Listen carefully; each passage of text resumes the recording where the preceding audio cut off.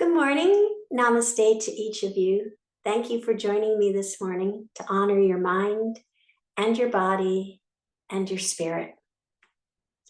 Let's just take a moment to become nice and comfortable in the seated position, sitting on something that is soft and comfortable, allowing the spine and the back of the neck to sit nice and tall, opening up your chest and opening up your diaphragm and opening up your heart. Gently close your eyes and soften your thoughts. Soften your eyes. Soften your shoulders. And soften your heart.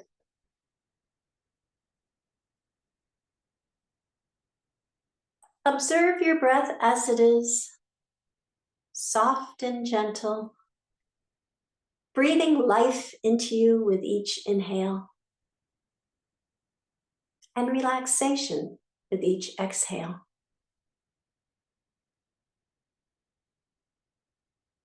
Feel the grace of being present,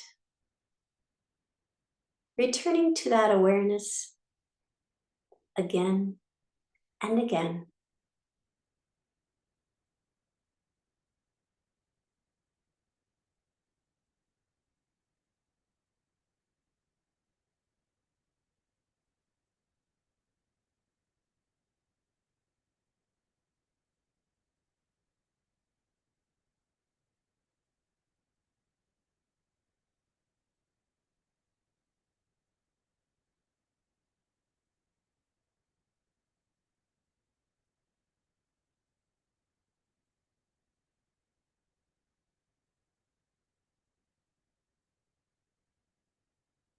May open your eyes now. For this morning's intention, you may think of a positive word or a phrase to have with you on your mat and perhaps carry with you throughout the day.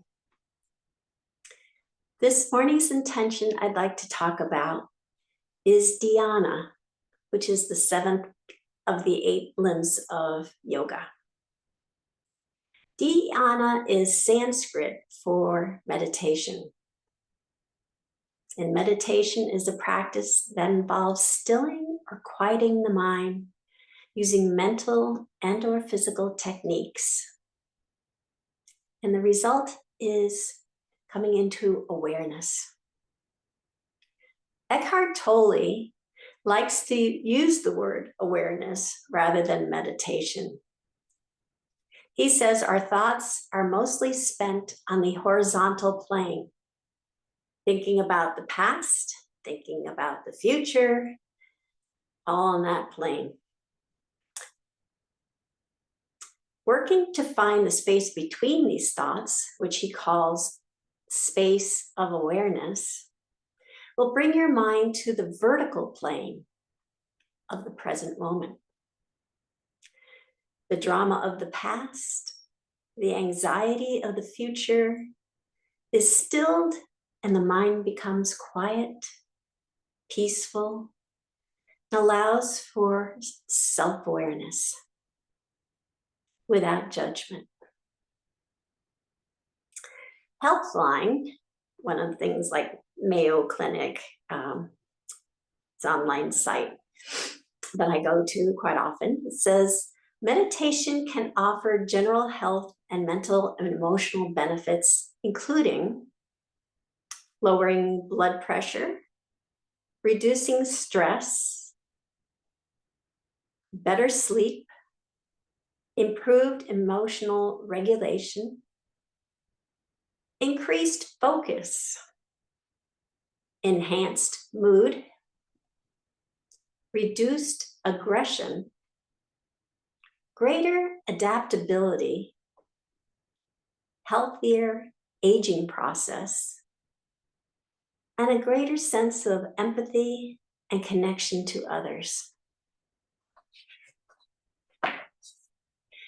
And there are many types of meditation. Your mind may think of one when you hear that word, but there is actually a lot of different types and styles of meditation.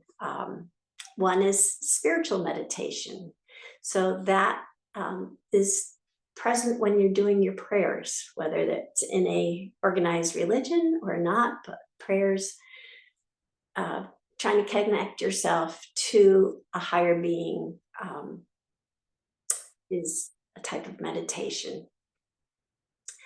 Focused meditation is when we look, for example, at a candle or a specific spot and try to still the mind.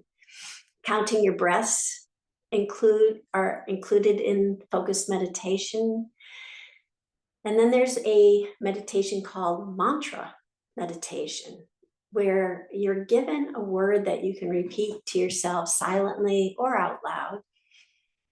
Sometimes it's a Sanskrit word that is designed to release certain energies within the body. For example, soham. And then there's the progressive or body scan meditation, tightening and relaxing one muscle group at a time throughout the body. Kind of did that last week at the end. Visualization meditation. This one's used a lot in recovery for our military. Takes you to a different place. And a lot of other people use it as well. But it focuses on enhanced feelings of relaxation, peace, calmness by visualizing positive scenes, images, or figures. And often it's done in a style of yoga called yoga nidra. We've done that before. Then there's the loving kindness meditation. I always think of the Dalai Lama with this one. It's used to strengthen feelings of compassion, kindness, and acceptance toward oneself and others. And then there's movement meditation, an active form of meditation that guides you into a deeper connection with your body and the present moment. Does that sound familiar? That is what we do when we are doing our asana practice in yoga. Connecting your body and your mind into the, like when we look at our fingers, the drishtis, fingers, thumbs, focal points, we're getting connected with the present.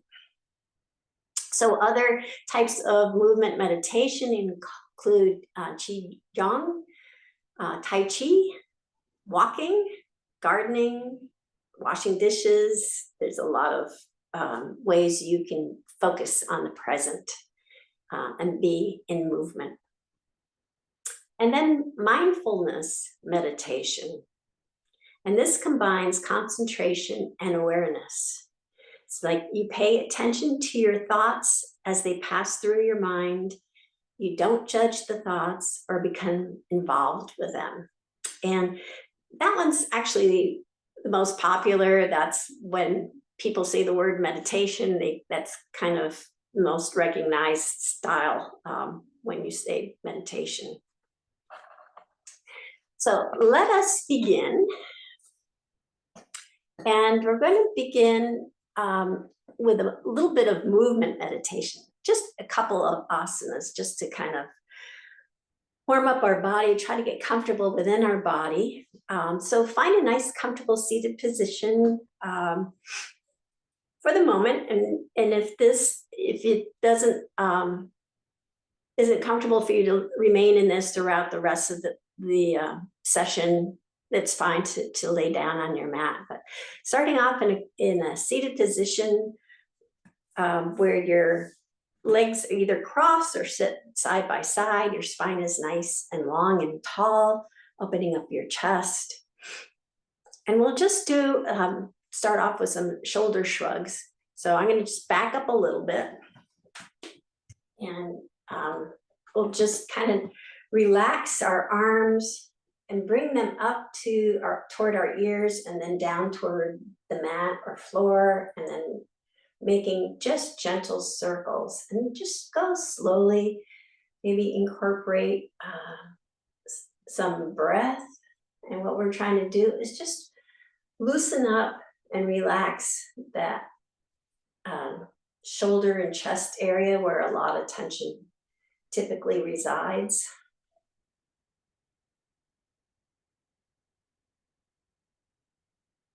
We'll just do a few more this way, and then we'll reverse and just kind of come forward,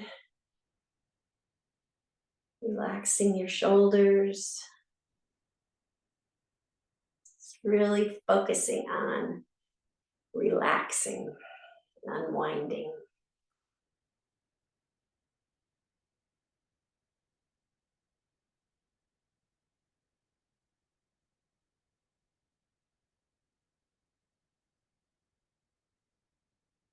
Alrighty, and the other asana that we're going to do is our sun breaths and chest opener. So if you just bring your fingertips to your side, to the mat or to the floor, and then inhale, lifting your fingers up. And you can send your focus up to your thumbs if you like, or keep it straight forward, whatever's comfortable for you. And then we're going to bring our hands down to heart center, and then open the hands, bringing the shoulder blades toward one another, and then closing the hands back over heart center, and then inhaling, bringing the hands up overhead, and then slowly exhaling, bringing them back down to the mat. We'll do this a few more times. Inhale.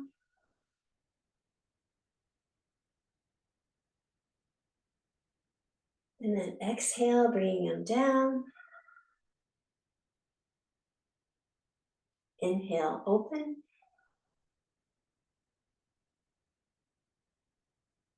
Exhale, close.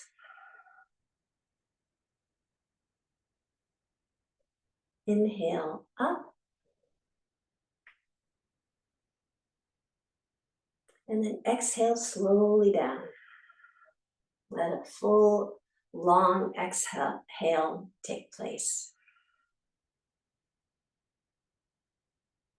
And one more time, inhale, up.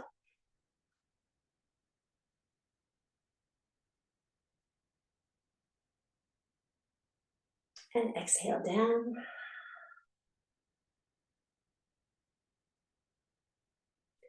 Inhale, open.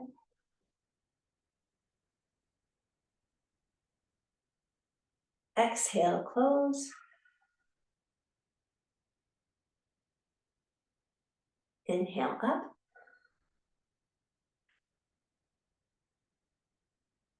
And then slowly exhale, a nice long exhale down.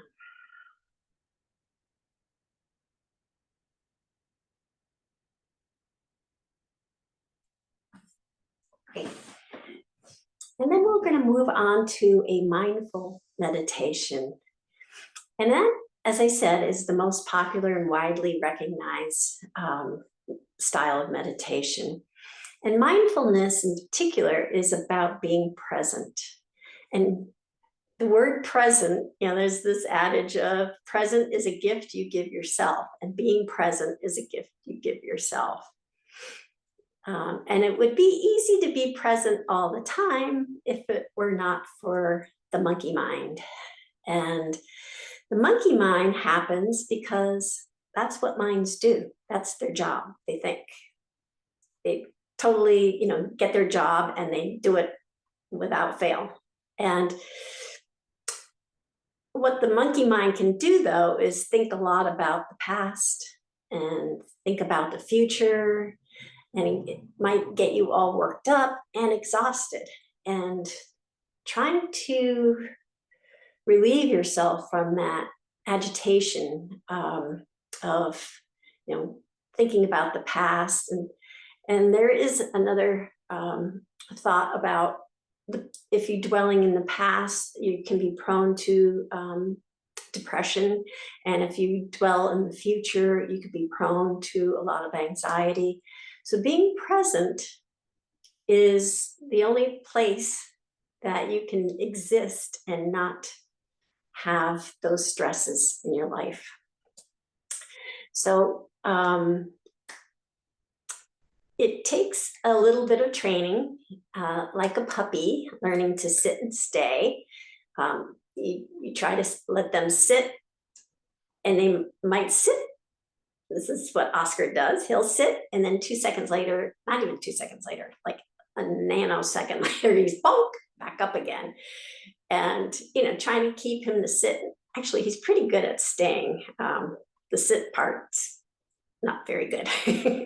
But it just needs practice. And that's what we do with our minds when we meditate. And the more we do it, the more we practice, the easier it is to just come to that place, like Ekhart Tolle says, that space of awareness and that vertical plane where you're in the present, and your body will naturally calm down and still. So a few steps that I'll go through today. The first one being is breathing. So inhaling and exhaling is typically what is done on the mindful meditation. So we'll just take a few moments, and you probably did that when we did the asanas, breathing, but this is kind of breathing your natural breath and seeing if what your mind does. Just kind of see if it does anything or not. So just let's gently close our eyes, or maybe just a soft close where they're not entirely closed, and just focusing on your natural breath for a few minutes.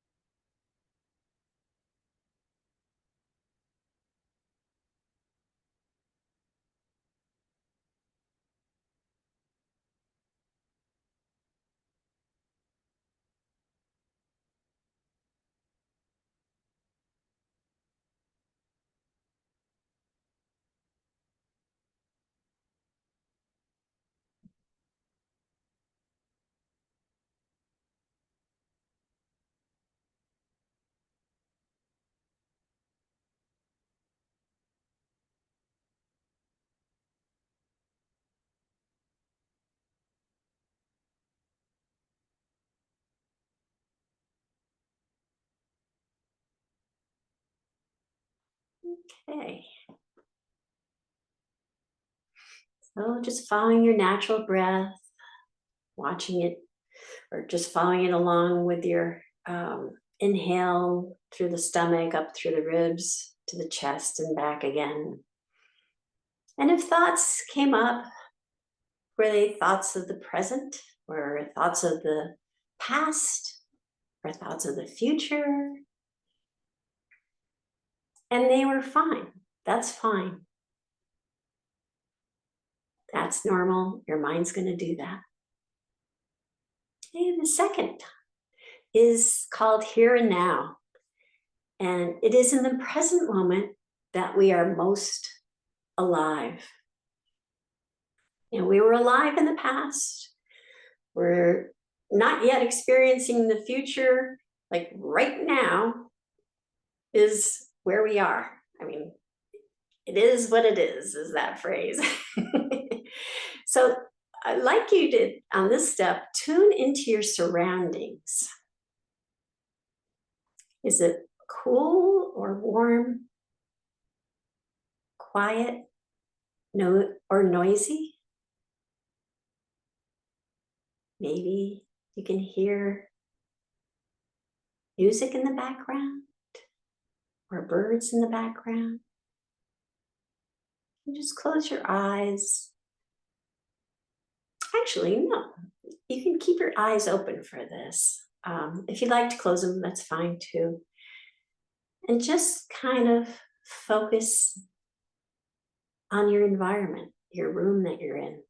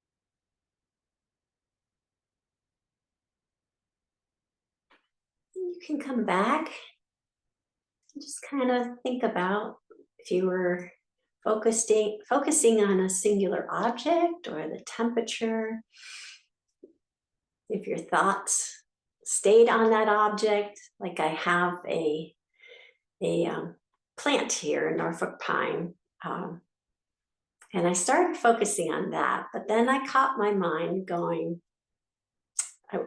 Friday's watering day, and I watered it, and on the first of the month I usually put fertilizer. I'm like, oh, I forgot to put the fertilizer in, and then so mine goes to the present. Here's the plant, and then boom, to the past. So trying to just stay focused on the plant. I had to come back to that a couple of times. Now let's just take a few moments or a moment and tune in on yourself.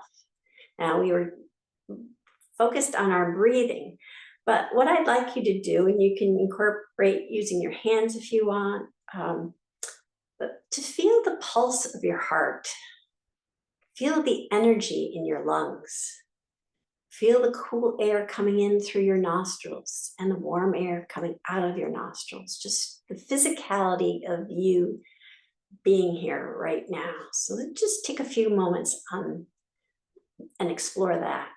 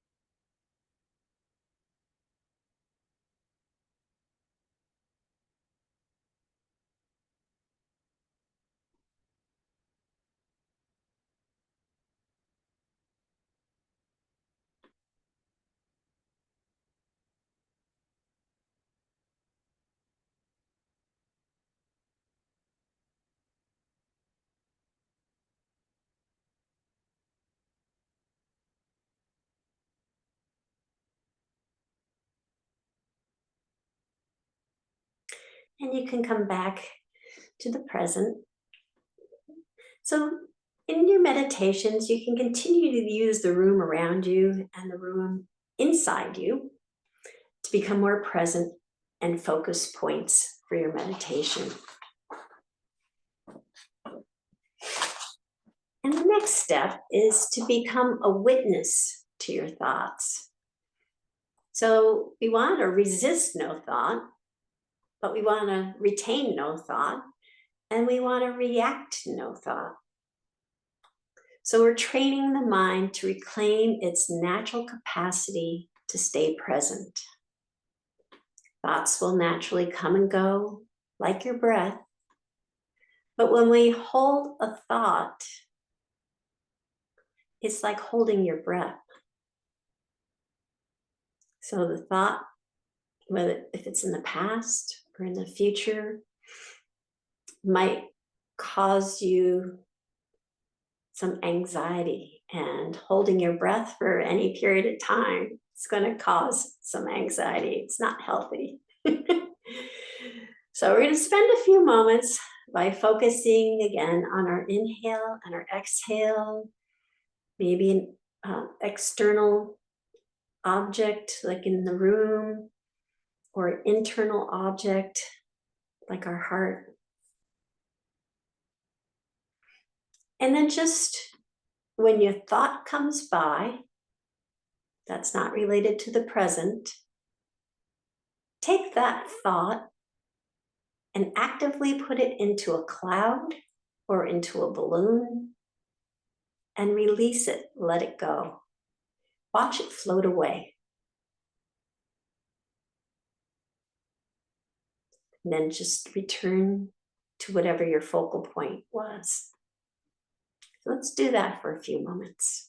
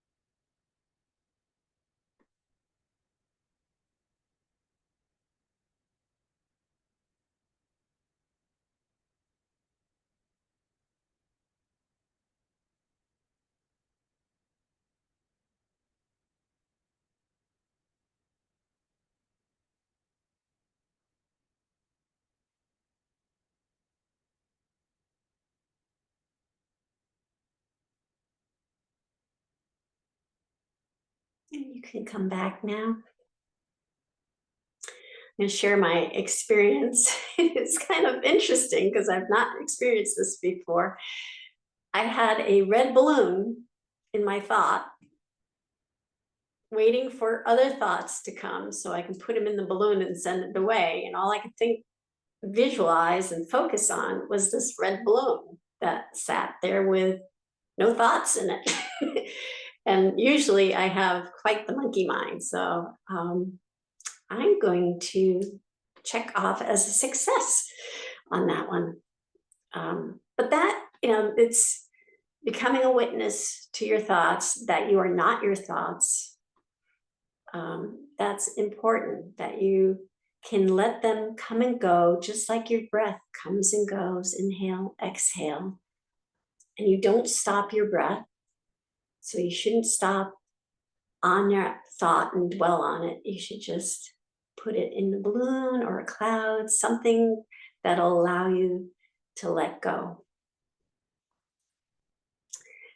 And like thoughts, emotions have that same ability to get us riled up. And what you're looking for when you're meditating is a peacefulness, a stillness, a calmness. And if you can go to that place when your emotions start to take over, it's quite healthy and quite beneficial.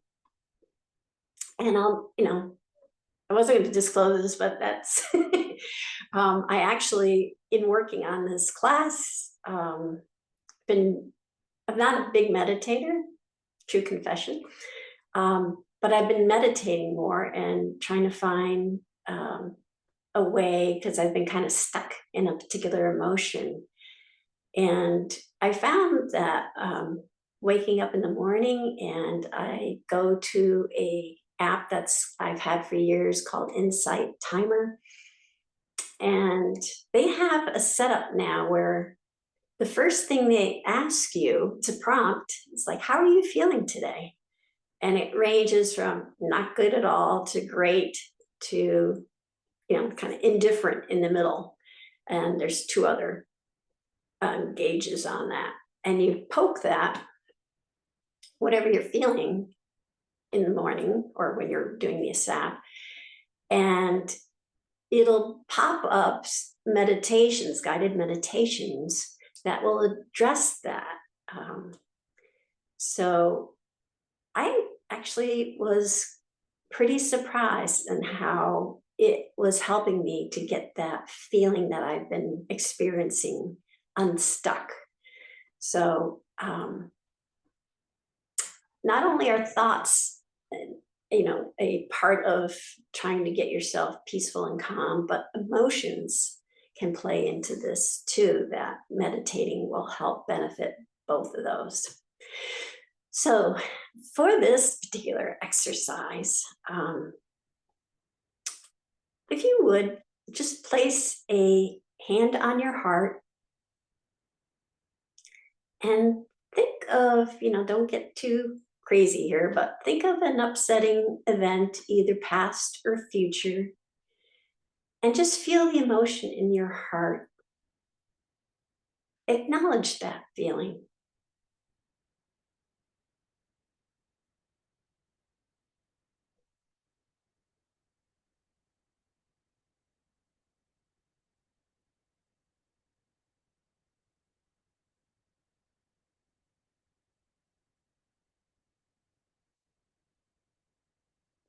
Now take that feeling and place it in the cloud or in the balloon and let it float away.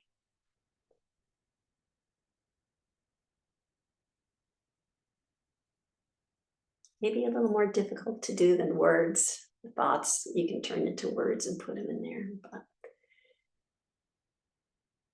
see if you can let it just float away. Or label that thought if it's anger or sadness.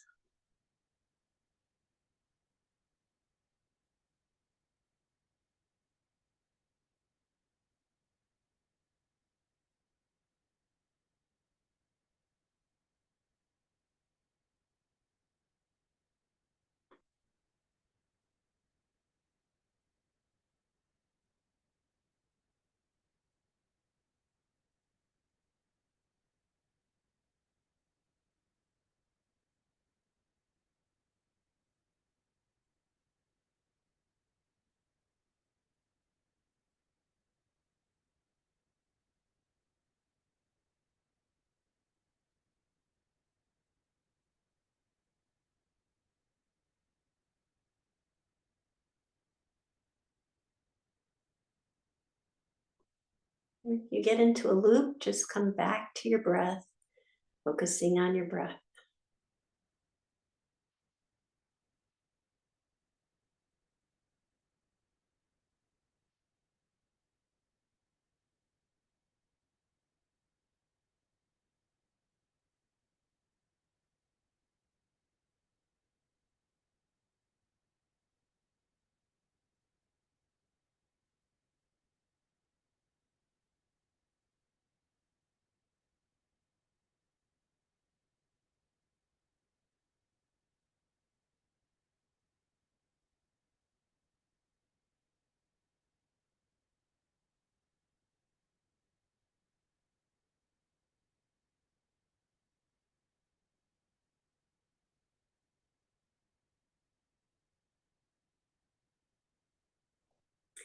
You can come back to the present.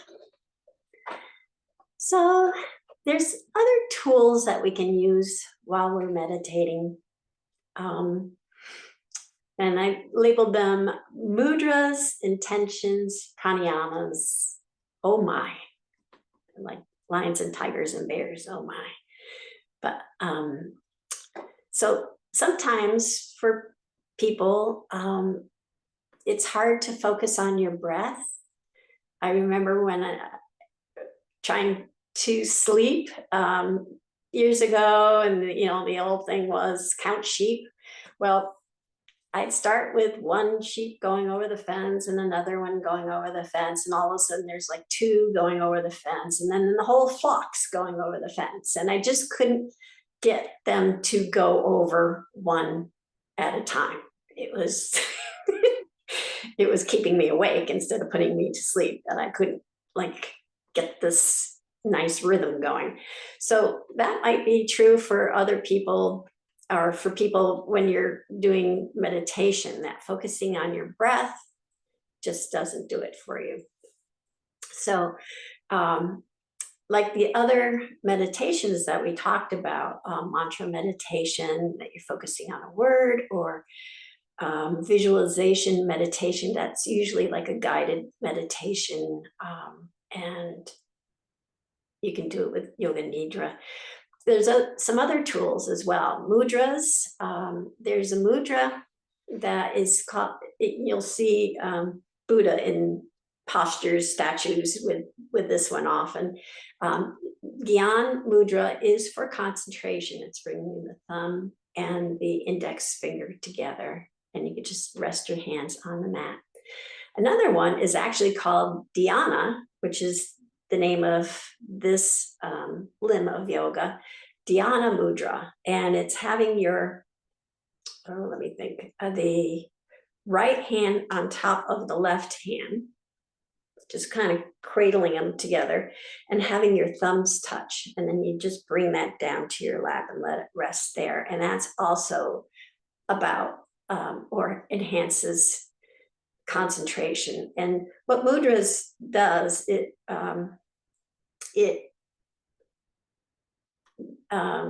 what it does is it kind of activates energies in your body, kind of like when you if you go to acupuncture and they put a pin in a meridian, it works with your meridians and reactivates or sends energy back into your body in certain ways. So those are two mudras that help with concentration. Intentions, get to pranayama. This is what I actually started to do instead of counting sheep. I used the samavriti, the equal breath pranayama, which I counted to 6, and then I on the inhale and counted to 6 on the exhale. So it was equal length breath, and that actually allowed me to get to sleep. No messing with the sheep. And then there's one that we've done not too long ago called Barre. It's the national bee of India. So it's called the humming bee breath. And that's just if your mind starts to get busy with thoughts, just start humming. You inhale through your nose, and then on the exhale, you're humming. And when you do that, you can't really think of anything else. It's very difficult to do. So those are some tools in the toolkit. So intentions, I should go back to that. It's kind of like sowing a seed for that thing that you want to come into your life. So if you want to manifest something in your life, you can focus on that intention. And there's a saying about when you put something out there in the universe does answer. And I'm a witness to that. So on a last note, we'll end on this saying that the intention of meditation is to create a space to recalibrate. And I hope you come to know that place of calm and stillness within you as home. Thank you so much. Namaste.